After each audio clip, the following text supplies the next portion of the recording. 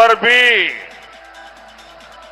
तब आशीर्वाद देते हैं जब आप कोई संकल्प लेकर के प्रभु चरणों में जाते हैं।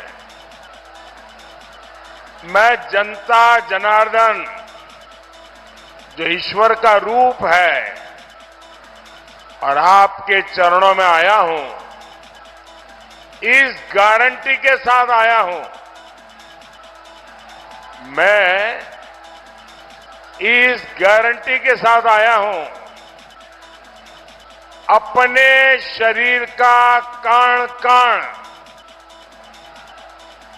और अपने समय का क्षण क्षण आपकी ही सेवा में लगाऊंगा।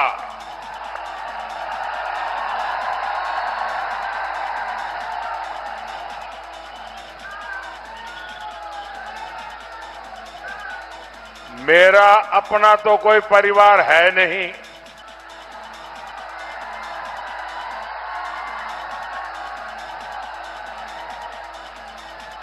मेरा परिवार भी आप है, मेरे वारिस भी आप है। मेरा भारत, मेरा परिवार। और इसलिए जैसे परिवार का मुखिया अपने वारिस के लिए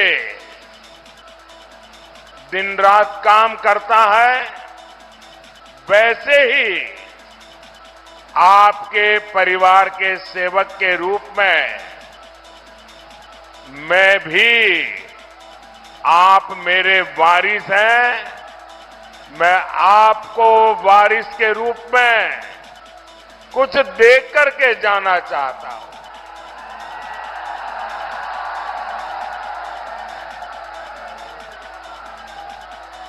मुझे आपके क्षेत्र का विकास करना है, आपका विकास करना है,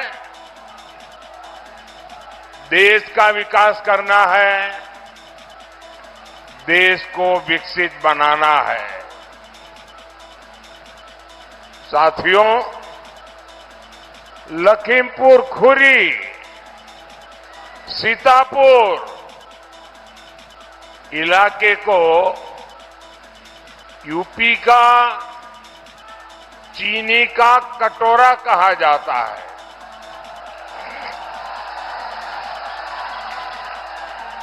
लेकिन सपा सरकार ने मेरे गन्ना किसानों की जिंदगी में कड़वाहट डोल दी। गन्ना चला जाता था, लेकिन बरसों तक किसान का भुगतान नहीं आता था। भुगतान होता भी था तो किस्तों में पैसे दिए जाते थे। ये सारी कमियां योगी जी की सरकार ने, भाजपा सरकार ने दूर कर दी है। हमने सपा बसपा के समय का करीब करीब सारा बकाया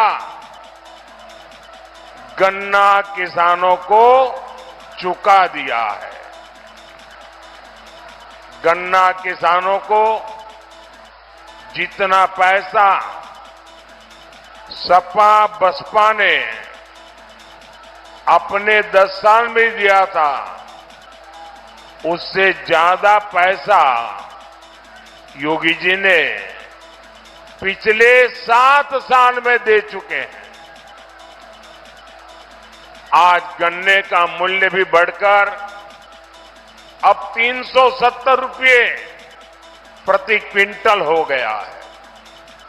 यहां के किसानों को पीएम किसान सम्मान निधि के भी सैकड़ों करोड़ रुपए मिले हैं। ये इलाका केले की खेती का हब बने, इस पर भी हम तेजी से काम कर रहे हैं।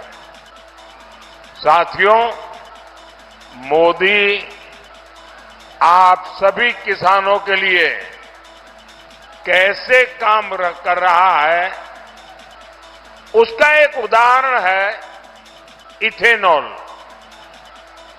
आजकल आप सुनते होंगे कि मोदी इथेनॉल का उत्पादन बढ़ाने में जुटा है। मोदी सिर्फ इथेनॉल का उत्पादन बढ़ा रहा है ऐसा नहीं, मोदी आपकी आय भी बढ़ा रहा है। गन्ने से केवल चीनी ही नहीं बनती, बल्कि गन्ने से इथेनॉल भी बनता है, और वो भी गन्ने की खोई से, जिसका कोई उपयोग नहीं होता। आज पूरे देश में इथेनॉल उत्पादन में हमारा यूपी नंबर 1 है।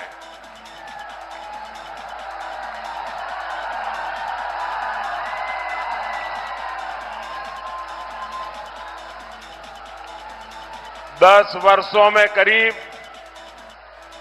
80,000 करोड़ रुपए इथेनॉल खरीद में किसान को मिले हैं।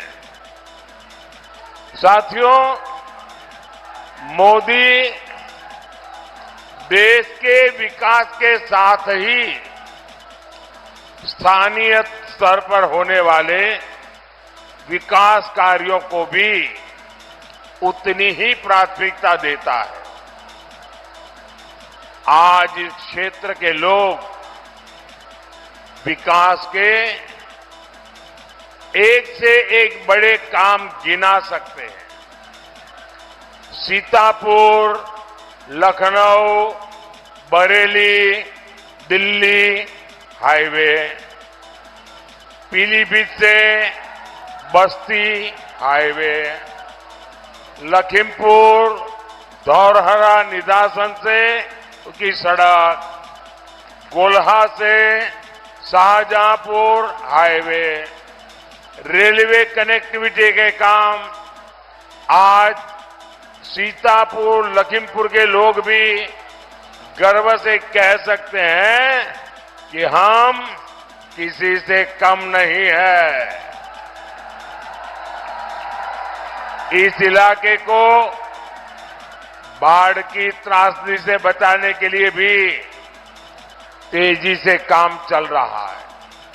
साथियों, 2014 के पहले 10 साल आपने कांग्रेस और इंडी गठबंधन की सरकार का काम देखा है। याद करिए, उन्होंने देश और प्रदेश का क्या हाल कर रखा था। ये इंडी गठबंधन वाले सुरक्षा एजेंसियों के हाथ पांव बांध कर रखते थे।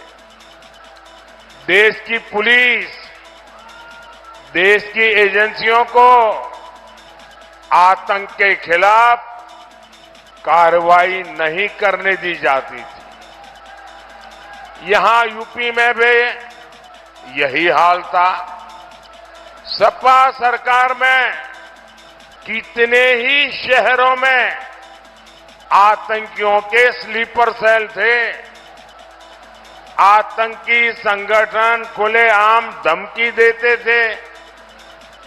सुरक्षा एजेंसियां बहुत मेहनत करके आतंकियों को पकड़ती थी, लेकिन सपा सरकार क्या करती थी?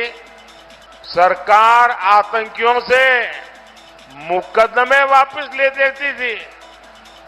अफसरों को कहा जाता था कि आतंकियों के खिलाफ चार्जशीट फाइल न करो, अफसरों पर दबाव बनाया जाता था कि आतंकियों को जमानत दिलवाओ, और जो अफसर जरा भी आनाकानी करते थे उनका ट्रांसफर हो जाता था, उनको सस्पेंड कर दिया जाता था।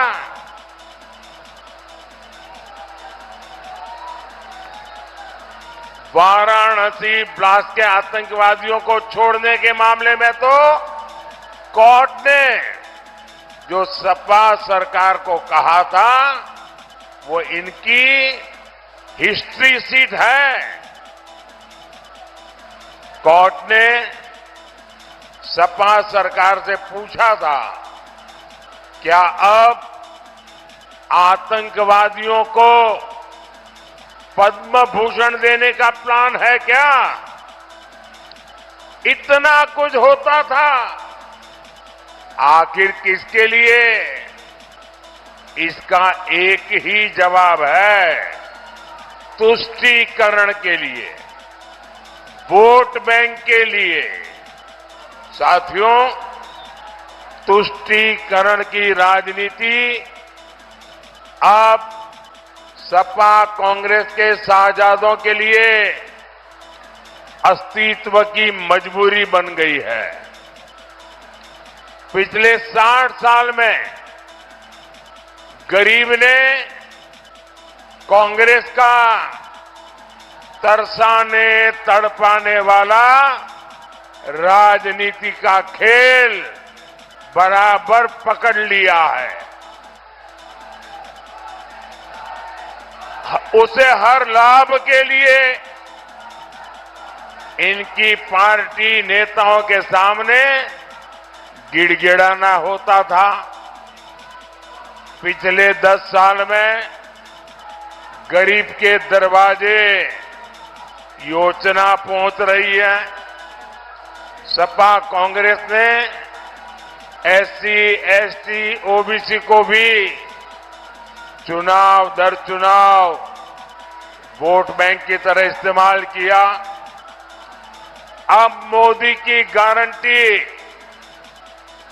एससी, एसटी, ओबीसी को भी हर योजना का लाभ पहुंच रहा है। इसलिए गरीब हो या एससी, एसटी, ओबीसी, ये सारे वर्ग कांग्रेस और इंडी गठबंधन से छिटक चुके हैं और वे आज बीजेपी के साथ आ गए हैं। साथियों, बीजेपी सबका साथ, सबका विकास के मंत्र पर काम करती है। मुस्लिम भाई बहन देख रहे हैं, पीएम आवास मिला तो सभी जरूरतमंदों को मिला, नल से जल कनेक्शन मिला तो बिना भेदभाव सबको मिला, उज्ज्वला योजना की गैस मिली तो सबको समान रूप से मिली। हर योजना का लाभ उन्हें भी मिल रहा है, बिना किसी भेदभाव के मिल रहा है। अब मुस्लिम समाज को भी समझ आ रहा है, कांग्रेस और इंडी वालों ने उन्हें मोहरा बनाया हुआ है। आप थोड़ी देर शांत रहेंगे? ये 5-10 लोगों का उत्साह जरा ज्यादा है, थोड़ी देर शांत रहेंगे। बाकियों को कुछ सुनना है। आपका उत्साह मेरे सर आंखों पर, आपके प्यार को मेरे 100 सलाम।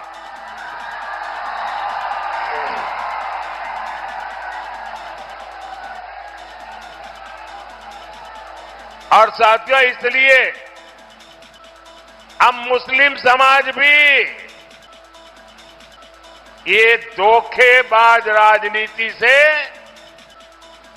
इन सब वोट बैंक के ठेकेदारों से छिटक रहा है और इसलिए मुस्लिम वोट बैंक को बचाने के लिए ये लोग खुल करके नए खेल खेलने लगे हैं। खुलेआम तुष्टीकरण करने के लिए निकले पड़े हैं।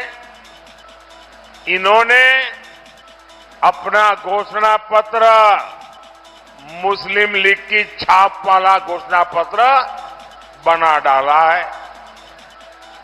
साथियों, तुष्टीकरण की इसी कोशिश में ये लोग एक कदम और आगे बढ़ गए हैं।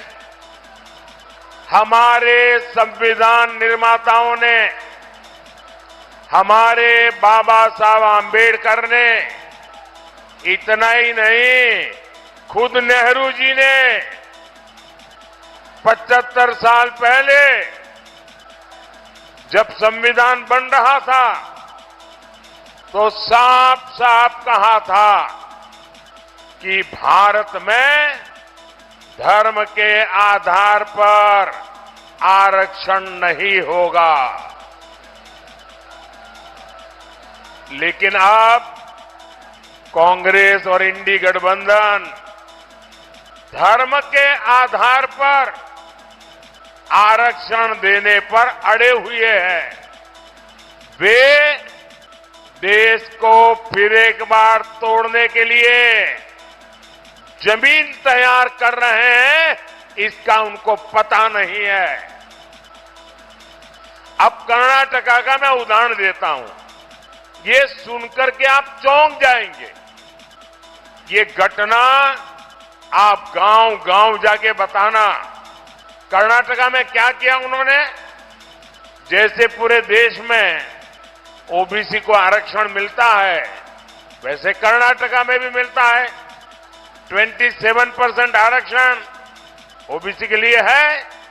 इन्होंने क्या किया, रातों रात एक फतवा निकाला, रातों रात एक ऑर्डर निकाला और उस पर थप्पा मार दिया। ऑर्डर क्या निकाला, उन्होंने कहा कि कर्नाटका में जितने भी मुसलमान हैं, वो पसमंदा है कि नहीं है, वो अगड़ा है कि नहीं है, वो सैयद है, पठान है, कौन है, कोई भी, हर मुसलमान को रातों रात ओबीसी बना दिया। एक कागज निकालकर वो रातों रात ओबीसी बन गए। अब हुआ क्या जी, ओबीसी को 27% आरक्षण मिलता था, उसमें ये नए ओबीसी आ गए, रातों रात आ गए और उन्होंने जो पहले जिनको आरक्षण का लाभ मिलता था उसमें डाका डाला, लूट चलाई, पिछले दरवाजे से चोरी की। ये करके उन्होंने जो सालों से ओबीसी परेशान है, उनको जो मिलता था वो भी लूट लिया। अब उनका इरादा है जो कर्नाटका में किया वही पूरे हिंदुस्तान में करेंगे। धर्म के आधार पर एससी, एसटी, ओबीसी, उनको जो आरक्षण मिल रहा है वो आरक्षण को धर्म के आधार पर डाका डाल के लूट लेने वाले हैं। क्या इससे हमारा पासी भाई बहन, हमारे कुर्मी भाई बहन, हमारे यादव भाई बहन, हमारे लोधी भाई बहन, हमारे दलित भाई बहन, हमारे शाक्य भाई बहन, हमारा कुशवाहा भाई बहन, इन सब का रातों रात लूट जाएगा? इतने सालों से जो हक आपको मिला है उसमें डाका डालने का खेल चल रहा है। भाइयों बहनों, मैं आज आपको गारंटी देने आया हूं। मैं आज आपको गारंटी देने आया हूं, जब तक मोदी जिंदा है,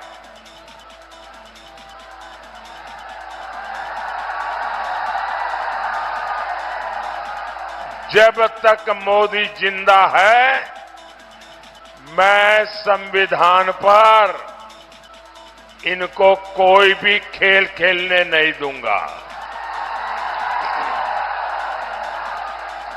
जब तक मोदी जिंदा है, मैं धर्म के आधार पर आरक्षण होने नहीं दूंगा।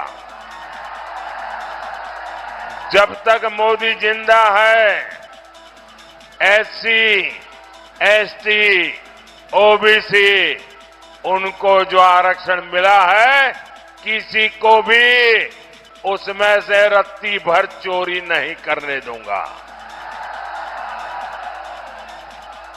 साथियों, कांग्रेस और इंडी वालों की नजर आपकी संपत्ति पर है। इनकी नजर आपके घर, आपके मकान, आपका खेत, आपके पास कोई नकद रकम है, कैश है तो वो, आपके घर में कोई गहने हैं, जेवर है, शादी में आपके परिवार की महिला अपने मायके से जो स्त्री धन लाई है, मंगलसूत्र है, ये सारे पर ये इंडी वालों की, सपा कांग्रेस की नजर है। और वो खुलेआम कहते हैं कि आपके पास जो है उसका एक्सरे निकालेंगे, एक्सरे। मैंने तो कांग्रेस वालों के दिमाग का एक्सरे निकाल दिया है। वे आपका एक्सरे निकालेंगे और आपके पास जो अतिरिक्त संपत्ति है उसको वो लूट लेंगे और कहते हैं कि ये संपत्ति लेकर के हम उसको बांटेंगे। किसको बांटेंगे? मनमोहन सिंह जी जब प्रधानमंत्री थे तब उन्होंने कहा था कि हमारे देश की संपत्ति पर पहला अधिकार मुसलमानों का है। ये डॉक्टर मनमोहन सिंह जी कह के गए हैं। मतलब ये जो आपसे ले लेंगे, जिनका पहला अधिकार है, वो अपनी वोट बैंक को दे देंगे। मुझे बताइए, क्या आपके पूर्वजों ने जमा की आपकी संपत्ति क्या सरकार को छीनने देंगे क्या? जरा पूरी ताकत से बताओ, छीनने देंगे क्या? क्या माताओं बहनों का मंगलसूत्र छीनने देंगे क्या? क्या माताओं बहनों के जवेरात छीनने देंगे क्या? क्या आपके खेत के टुकड़े होने देंगे क्या? क्या आपकी संपत्ति लूटने देंगे क्या?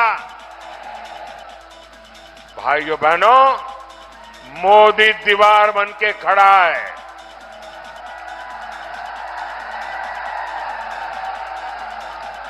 आप मुझे बताइए, आपको लूटने के इरादे जिनके मन में है, क्या ऐसे लोगों को वोट देना चाहिए क्या? ऐसे लोगों को घर वापस भेजना चाहिए कि नहीं? चुन चुन करके साफ करना चाहिए कि नहीं? हर पोलिंग बूथ में साफ करना चाहिए कि नहीं? ज्यादा से ज्यादा बीजेपी एनडीए को वोट दे करके इनका सफाया करना चाहिए कि नहीं करना चाहिए? साथियों, आज मैं सपा, कांग्रेस और इंडी गठबंधन से एक और बात जानना चाहता हूं। वे लोग दावा करते हैं कि सत्ता में आए तो धारा 370 आर्टिकल 370 को वापस लाएंगे। ये कश्मीर का चुनाव जीतने के लिए ये कहते हैं कि धारा 370 हम वापस लाएंगे। ये लोगों ने बाबा साहब आंबेडकर का ऐसा अपमान किया है। बाबा साहब आंबेडकर संविधान पूरे हिंदुस्तान के लिए बनाया था, लेकिन ये कांग्रेस वालों ने संविधान पूरे हिंदुस्तान में लागू नहीं किया। जम्मू कश्मीर में भारत का संविधान लागू नहीं था, वहां दलितों को आरक्षण नहीं मिलता था, वहां आदिवासियों को आरक्षण नहीं मिलता था, वहां ओबीसी को आरक्षण नहीं मिलता था। ये 370 दीवार थी। ये मोदी ने आकर के ये 370 को कब्रिस्तान में गाड़ दिया है। अब ये कहते हैं हम 370 निकालेंगे। क्या 370 निकालने देंगे क्या? ये 370 निकालने देंगे क्या? भाइयों बहनों, वो गड्ढे में से दोबारा 370 निकाल नहीं सकते और न ही देश पर माथे पर मार सकते हैं। वो कह रहे हैं ये मोदी जो मुफ्त राशन दे रहा है, गरीबों का घर का चूल्हा जलता रहे, इसलिए मोदी की गारंटी है ये मुफ्त राशन योजना चालू रहेगी, ताकि गरीब का घर का चूल्हा जलता रहे, गरीब का बच्चा भूखा नहीं सोना चाहिए। अब ये कहते हैं कि हम इस योजना को भी खत्म कर देंगे। मोदी जो गरीबों को मुफ्त इलाज की योजना चलाता है, ये कहते ये भी खत्म कर देंगे। मोदी जो वंदे भारत ट्रेन चालू किया है, बोले वो भी बंद कर देंगे। मैं गोला गोकर्णनाथ की पवित्र भूमि और छोटी काशी की इस धरती से सवाल उठा रहा हूं। सपा कांग्रेस वालों, ये भी बता दो, क्या सत्ता में आए तो राम मंदिर को भी अस्पताल में परिवर्तित कर दोगे क्या? क्या काशी के विश्वनाथ कॉरिडोर जो बना है, क्या उस ऊपर भी बुलडोजर चला दोगे क्या? साथियों, बीते 10 वर्ष जो विकास कार्य हुए हैं, बहुत कुछ हुआ है, लेकिन मोदी इतना बड़े सपने लेके चलता है, इसलिए अब तक जो हुआ है ना, वो कितना ही अच्छा क्यों ना हो, लेकिन मोदी के लिए तो ट्रेलर है, ट्रेलर। अभी तो मुझे बहुत करना है। 5 वर्ष में कई गुना ज्यादा काम करना है। हर एक को, इस देश का एक भी इंसान ऐसा नहीं होगा जो ये कहेगा कि यार मोदी की सरकार आई लेकिन मुझे कुछ नहीं मिला। एक भी ऐसा इंसान है इतना काम करने वाला हो। हर किसी को कुछ न कुछ मिलेगा।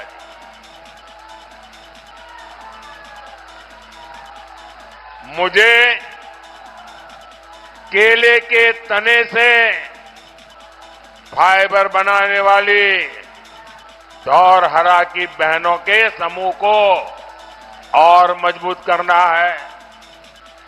मुझे 3 करोड़ बहनों को लखपति दीदी बनाना है। काम बड़ा है, लेकिन मोदी को छोटे काम की आदत ही नहीं है। नमो ड्रोन दीदी बनाकर बहनों को और सशक्त करना है। दुधवा नेशनल पार्क को इको टूरिज्म मैप का ब्राइट स्पॉट बनाना है। ऐसे हर विकास कार्य के लिए मैं आपसे आशीर्वाद मांगने आया हूं, और आशीर्वाद देने का सरल उपाय है बीजेपी एनडीए के उम्मीदवारों को वोट देना। जहां कमल के निशान वाले हैं उनको कमल के निशान पर वोट देना और जहां पर कप सौसर वाले हैं उनको वोट देना।